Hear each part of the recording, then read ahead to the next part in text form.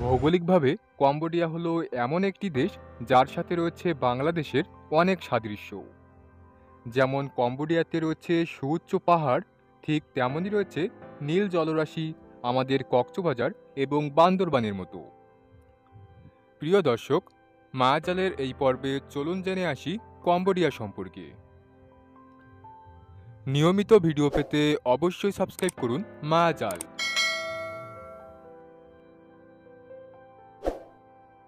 কম্বোডিয়ার সংস্কৃতি এবং আমাদের দেশের সংস্কৃতি যেন একই সুতোয় গাঁথা। হবেই তো, কারণ এই দুই জাতি সংস্কৃত থেকে এসেছে। আমাদের মতো কম্বোডিয়ানদেরও প্রধান খাদ্য ভাত।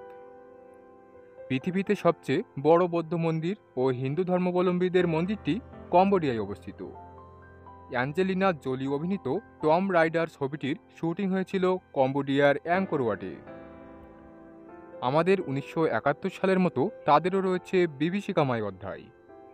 এত কিছুর পরেও কম্বোডিয়া আজ দক্ষিণ এশিয়ার অন্যান্য দেশের সাথে তাল মিলিয়ে এগিয়ে যাচ্ছে। কম্বোডিয়াতে স্থাপিত হচ্ছে বিশ্বের নবম বৃহত্তম বিমানবন্দর। কম্বোডিয়ার রাজধানীর নাম নমপেন, তবে সবচেয়ে গুরুত্বপূর্ণ শহর হচ্ছে সিয়ানুকভিল। ক্যাসিনোর সংখ্যার দিক দিয়ে বিশ্বের সবচেয়ে বড় ক্যাসিনো শহর। দক্ষিণ এশিয়ার মধ্যে এই সিয়ানুকভিল হতে যাচ্ছে আরেকটি ইকোনমিক জোন। চীনা বিনিয়োগের সহায়তায় এ শহরটি হতে যাচ্ছে এশিয়ার সবচেয়ে সুন্দর পরিকল্পিত শহরগুলোর একটি। এখানে গড়ে উঠেছে বড় বড় শপিং মল, 5 স্টার হোটেল। সমুদ্রের পাশে অবস্থিত শহরটিতে রয়েছে ছবির মতো সমুদ্র সৈকত। কোভিডের থাবায় যখন পুরো বিশ্ব থেমেছিল, তখনও কম্বোডিয়া তার গতি বজায় রেখেছিল। এরই ধারাবাহিকতায় কম্বোডিয়ায় পাড়ি জমাচ্ছেন সারা পৃথিবীর বিভিন্ন দেশের বিনিয়োগকারীরা। চীনা বিনিয়োগকারীর পাশাপাশি ও ফরাসি, জাপানি, কোরিয়ান সহ বহু দেশের বিনিয়োগকারীরা এখানে বিনিয়োগ করছেন। রিয়েল এস্টেট, হোটেল, রেস্টুরেন্ট, কৃষি, গার্মেন্টস, ফ্যাক্টরি, আইটি, ফার্মাসিউটিক্যাল সহ বিভিন্ন খাতে বিনিয়োগকারীরা বিনিয়োগ করছেন। এর ফলে এখানে তৈরি হচ্ছে বিপুল পরিমাণ কর্মসংস্থান।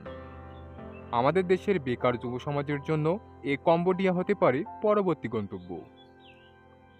কম্বোডিয়াতে ইউএস ডলার ব্যবহৃত হয়। জাতিগতভাবে কম্বোডিয়ানরা আমাদের দেশের মানুষের মতো সহজ সরল। কম্বোডিয়া আসিয়ানভুক্ত দেশ হওয়ায় আসিয়ানভুক্ত অন্যান্য দেশের সঙ্গে ব্যবসা করার জন্য কোনো প্রকার শুল্ক প্রদান করতে হয় না। দক্ষিণ পূর্ব এশিয়ার উন্নয়নশীল দেশ কম্বোডিয়া। রাজধানী নমপেনের পর দেশের প্রধান শহর সিয়াম রিপ। এখানেই সিয়াচেন সেন্টার কর্তৃক সেন্ট্রাল ব্যাংক অফ কম্বোডিয়ার সহযোগিতায় আয়োজন করা হয়েছিল প্রশিক্ষণ কর্মশালা ওয়ার্কশপ অন লিডিং ইনোভেশন। 4 কর্মদিবসব্যাপী প্রোগ্রামটির একটি অংশ ছিল কম্বোডিয়ার ঐতিহ্যমণ্ডিত ঐতিহাসিক স্থান পরিদর্শন।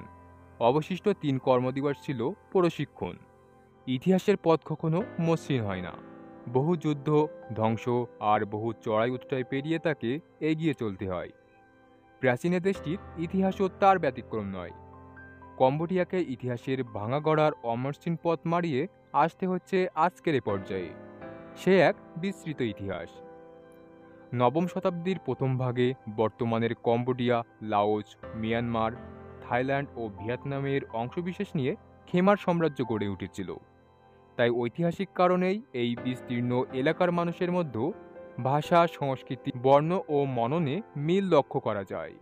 এই সাম্রাজ্যের রাজধানীর নাম ছিল অ্যাংকর, যা বর্তমানে কম্বোডিয়ার অন্তর্গত। এর স্থিতিকাল ছিল নবম থেকে পঞ্চদশ শতাব্দী পর্যন্ত। এই সময় সাম্রাজ্য তার শৌর্যবীর্য ও উন্নতির সর্বোচ্চ শিখরে পৌঁছেছিল। আবিষ্কৃত বহু প্রাচীন স্থাপনায় তার প্রমাণ মেলে। পৃথিবীর প্রাচীন সপ্তম আচার্যের একটি এখানে রয়েছে, তা হল হিন্দু বৌদ্ধ মন্দির অ্যাংকর ওয়াট বা সিটি টেম্পল। বিশাল আয়তনের কারুকার্য খচিত এ মন্দির এবং অন্য আরও বহু মন্দির, বিহার ও বিপুলায়তন স্থাপনা সাম্রাজ্যের বিত্তবৈভব ও উন্নত শিল্পকলার পরিচয় বহন করে। অ্যাংকর ওয়াট বর্তমানে বিশ্ব ঐতিহ্যের অংশ। 12শো শতাব্দীর প্রারম্ভে খেমার রাজা দ্বিতীয় সূরিয়াবর্মনের সময় মন্দির নির্মাণ কাজ শুরু হয়। এটা বিশ্বের বৃহত্তম ধর্মীয় স্মৃতিসৌধ। পর্যটকরা এসব প্রাচীন ঐতিহ্যবাহী স্থাপনা দেখতে সব সময় এখানে ভিড় করেন। এসব স্থাপনা সাধারণত ইট, বেলে পাথর ও ল্যাটারাইট দিয়ে তৈরি করা হয়েছিল। ল্যাটারাইট হলো লৌহ মিশ্রিত কাদামাটি। দক্ষিণ পূর্ব এশিয়ার এই অঞ্চলে তখন এ মাটি পাওয়া যেত। এ মাটি দিয়ে সহজে ব্লক তৈরি করা যায়, যা উন্মুক্ত স্থানে আলো বাতাসে রাখলে অত্যন্ত কঠিন রূপ ধারণ করে।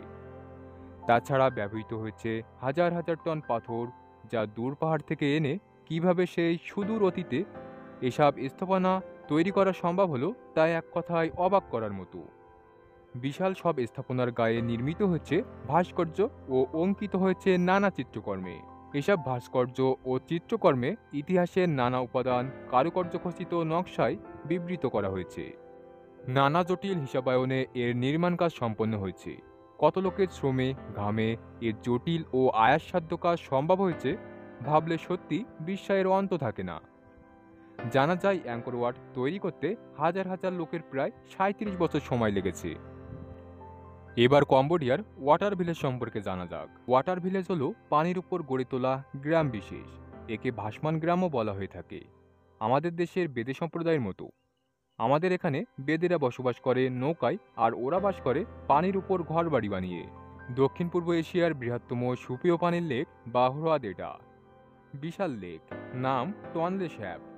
দক্ষিণ পূর্ব এশিয়ার বৃহত্তম সুপেয় পানির লেক বা হ্রদ এ লেক মিশে গেছে একই নামের টনলে স্যাপ নদীর সঙ্গে। এ নদীর উৎপত্তি হচ্ছে দক্ষিণ পূর্ব এশিয়ার গুরুত্বপূর্ণ ও বিখ্যাত নদী মেকং রিভার থেকে। তাই সাগর সদৃশ এ বিস্তৃত জলরাশি কম্বোডিয়ার জীবন ও জীবিকাকে নানাভাবে প্রভাবিত করে রেখেছে। এলাকার ভাসমান মানুষের জীবন ও জীবিকা একান্ত পানি নির্ভর। সারা বছরই এখানে পানি থাকে। নদী ও হ্রদের মাছ ও অন্যান্য সম্পদ থেকে দেশের জিডিপির প্রায় 16% এসে থাকে।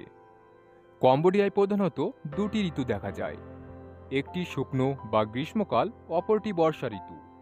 বর্ষাকালে লেকের পানির বিস্তৃতি অনেক বেড়ে যায়। পানির ভেতর ড্যাম ফেলে বাঁশ, কাঠ, টিন ও অন্য উপকরণ দিয়ে বেশ সুন্দর সুন্দর ঘরবাড়ি বানিয়ে ভাসমান মানুষরা পরিবার নিয়ে বসবাস করে আসছে যুগ যুগ ধরে।